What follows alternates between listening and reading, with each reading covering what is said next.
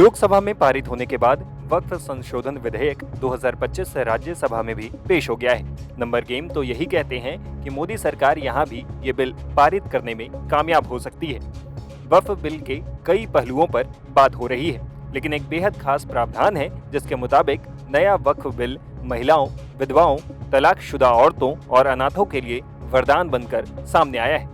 क्या है ये नियम, हम आपको बताते हैं। वक्फ संशोधन विधेयक 2025 में एक नया प्रावधान है जो कहता है कि अगर कोई मुस्लिम अपनी किसी संपत्ति को वक्फ को दान देना चाहता है तो उसे इसकी घोषणा करने से पहले परिवार की महिलाओं को उनका हिस्सा देना पड़ेगा। इसमें विधवाओं, तलाकशुदा महिलाओं और अनाथों के लिए खास प्रावधान किया गया है। उदाहरण के लिए एक व्यक्ति अपनी 10 बीघा जमीन को वक्फ करना चाहता है।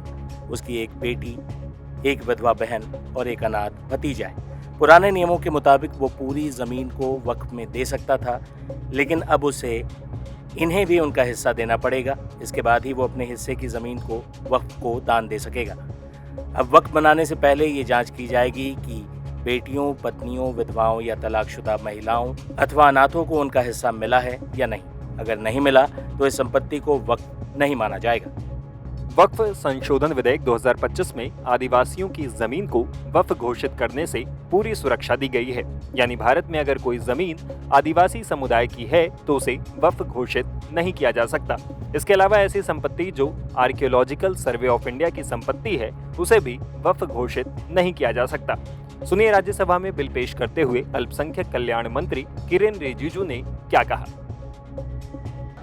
एक आप इसको कह सकते हैं नए सवेरा, एक अच्छा सोच के साथ जब हम आए हैं तो हम बिल का नाम को भी, नाम से तो आपत्ति नहीं होना चाहिए, नाम को हमने अच्छा नाम लेकर के आया है। अब ये नया बिल का नाम होगा, इस एक्ट का नाम हो जाएगा उम्मीद। सर उम्मीद नाम। अब उम्मीद से तो आपका कोई एतराज तो नहीं होना चाहिए।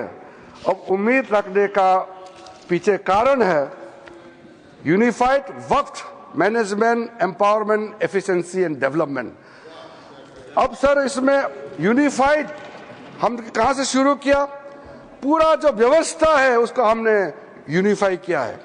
कलेक्टर का रोल से लेकर के सर्वे, रजिस्ट्रेशन, म्यूटेशन, इंक्रोचमेंट और जितना भी जो मैटर है उसको अब पारदर्शिता के साथ जब हमने यूनिफाइड एफर्ट डाला है to overcome the issues which were pending for such a long time, तो इसको हमने यूनिफाइड एफर्ट के साथ में आया है। और एम्पावरमेंट का जब बात होते हैं तो डाइवर्स सोशल ग्रुप जिसको मैंने जिक्र किया है, चाहे वो सुन्नी हो, चाहे शिया हो, चाहे वो आगा खानीस हो, पसमानदा मुस्लिम हो, बैकवर्ड मुस्लिम्स का कोई भी डेफिनेशन में आप देख लीजिए, वुमेन हो और बाकी कोई भी हो, हम चाहते हैं कि सबको डिसीजन मेकिंग का बॉडी में जगह मिलना चाहिए, इसलिए सबको एम्पावरमेंट कर रहे हैं। एफिशिएंसी को हम इंक्रीज करने के लिए टेक्नोलॉजी का इस्तेमाल करने का भरपूर इसमें प्रावधान किया गया है। अब सेंट्रलाइज्ड डेटाबेस होगा, डिजिटल पोर्टल होगा जो हमारा मंत्रालय में होगा, जो सारा स्टेट बोर्ड के साथ में लिंक होगा, लाइव होगा। वक्फ प्रॉपर्टी का कंटिन्यूसली रजिस्ट्रेशन, ट्रैकिंग, कंप्लायंस, पूरा मैनुअल अगर गड़बड़ होता है उसका भी ट्रैकिंग करने के लिए ब्यूरोक्रेटिक डिले हो रहा है, किसके टेबल में डिले हो रहा है उसका भी जांच करने के लिए पूरा व्यवस्था करके हमने एफिशिएंसी को टारगेट दिया है। और आखिर में डेवलपमेंट, जो मैंने आपको बताया कितना करोड़ हम इनकम जनरेट कर सकते हैं, इसलिए जो development of the Waqf property को मैं बहुत महत्वपूर्ण मानता हूं। मैंने कल भी इस बात को बताया है कि दुनिया का सबसे ज्यादा वक्फ प्रॉपर्टी हिंदुस्तान में है। और कई लोगों ने कहा कि डिफेंस, रेलवेज के बाद तीसरा डेटा बैंक देखा जाएगा तो वक्फ प्रॉपर्टी, जो लैंड प्रॉपर्टी जो है वक्फ बोर्ड के पास है। मैं उसको थोड़ा संशोधित करके बताना चाहता हूं, ये तीसरा नहीं है, दुनिया का सबसे ज्यादा लैंड प्रॉपर्टी नंबर 1 वक्फ बोर्ड के पास है हिंदुस्तान में। ये थर्ड नहीं है, क्योंकि डिफेंस और रेलवे को आप प्राइवेट प्रॉपर्टी के हिसाब से आप इसको गिनती नहीं कर सकता है। ये देश का प्रॉपर्टी है। इसलिए जब इतना प्रॉपर्टी हमारा देश में है, इसमें किसी को आपत्ति नहीं होना चाहिए, लेकिन आपत्ति तब होता है जब दुनिया का सबसे ज्यादा प्रॉपर्टी मुसलमानों के नाम में वक्फ प्रॉपर्टी हमारे देश में है और करोड़ों जो हमारे बहनाई हैं, गरीब मुसलमान हैं, उसको कोई फायदा नहीं मिल रहा है इतना प्रॉपर्टी। तो ये प्रॉपर्टी किस काम का? करोड़ों का प्रॉपर्टी कोई, मैं तो देखा हूं, मैं ये मंत्रालय संभालने का बाद भी और पहले भी कई वक्फ प्रॉपर्टी है या संस्थाएं हैं बाहर में, बहुत गरीब अवस्था में भीख मांगने वाला भी मैंने देखा है। क्यों काम नहीं आ रहा है? अगर सही तरीके से वक्फ प्रॉपर्टी को हम डेवलप करेंगे तो मैं कह सकता हूं अगले 3-4 साल के अंदर में करोड़ों गरीब मुसलमानों का जिंदगी आबाद हो जाएगा। थोड़ा सा अगर आप योगदान करेंगे, सब मिलकर के हम काम करेंगे तो क्यों नहीं कर सकते हैं? इसी मंशा के साथ हम यहां आज इस सदन में आए हैं। हमारा टारगेट जो है बहुत ही क्लियर है। 2013 में दूसरा प्रावधान जो चेंज किया था, उसको हम लोगों ने क्या बदलाव किया है वो आप भी हमारा समर्थन करेंगे। वक्फ प्रॉपर्टी जो है ये तो आप जानते ही है, इसको कोई भी प्रॉपर्टी हो उसका एक टाइटल होने के लिए कोई डॉक्यूमेंट चाहिए, कोई रजिस्ट्रेशन चाहिए, कोई प्रूफ तो चाहिए। अगर वक्फ बाय यूजर के नाम में अगर हम वर्बली कह देंगे कि इतने साल पहले, 500 साल पहले हमारा बाप दादा या फलाना ने ऐसा किया था, ये जमीन ये हमारा वक्फ जमीन है, तो ठीक आप क्लेम कीजिए, मगर कुछ तो दिखाना पड़ेगा सर, कुछ डॉक्यूमेंट होना पड़ेगा। तो वक्फ बाय यूजर ये जो हमने ऐसे आप आर्बिट्ररी नहीं कर सकता है। साथ साथ सेक्शन 40 में वक्फ बोर्ड किसी भी जमीन को अगर क्लेम करता है तो सीधा वक्फ बोर्ड डिक्लेयर किया जाता था, उसको हमने हटा दिया है। ये बहुत जरूरी था। अदरवाइज इसके बाद अगर आप 2013 में कितना वक्फ प्रॉपर्टी था, आज 2025 में कितना वक्फ प्रॉपर्टी का संख्या में जंप हो गया, तब आप पता चलेगा कि ये सेक्शन का कितना इसका दुरुपयोग किया गया है। लेकिन साथ साथ में हम लोग ने संरक्षण भी दिया है कि वक्फ बाय यूजर में जो वक्फ प्रॉपर्टी ऑलरेडी रजिस्टर्ड है, जो सेटल्ड केस है, हम उसको रेट्रोस्पेक्टिव जाकर के उसको हम छेड़छाड़ नहीं करेंगे। ये प्रोस्पेक्टिव इफेक्ट होगा। हाँ, अगर कोई डिस्प्यूटेड है, कोर्ट में पेंडिंग है, बातचीत चल रहा है, डिस्प्यूटेड है, तो जाहिर सी बात है सर कि कोर्ट का अधिकार को तो हम यहां खत्म नहीं कर सकता है।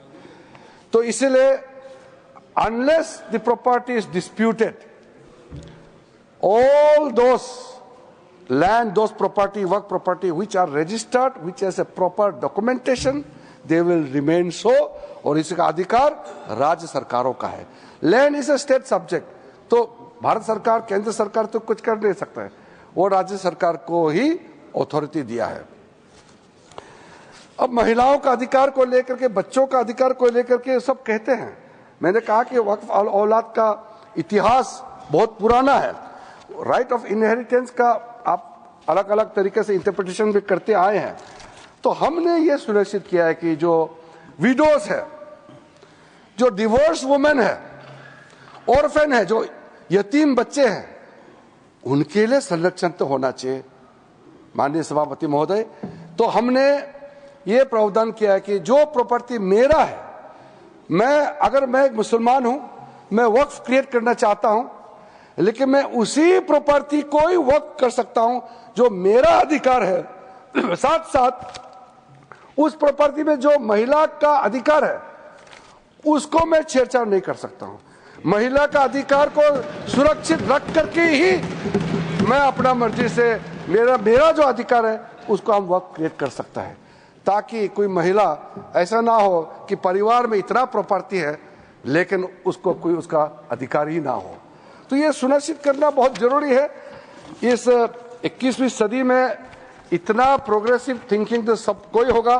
मैं आपको नहीं कह रहा हूं कि आपका ऐसा सोच नहीं है, हम लोग सब एक समानता सोच के साथ आगे बढ़ रहे हैं। 2 मेजर अमेंडमेंट हम जो लेके आया है उसमें भी मैं मानता हूं आप समर्थन करेंगे।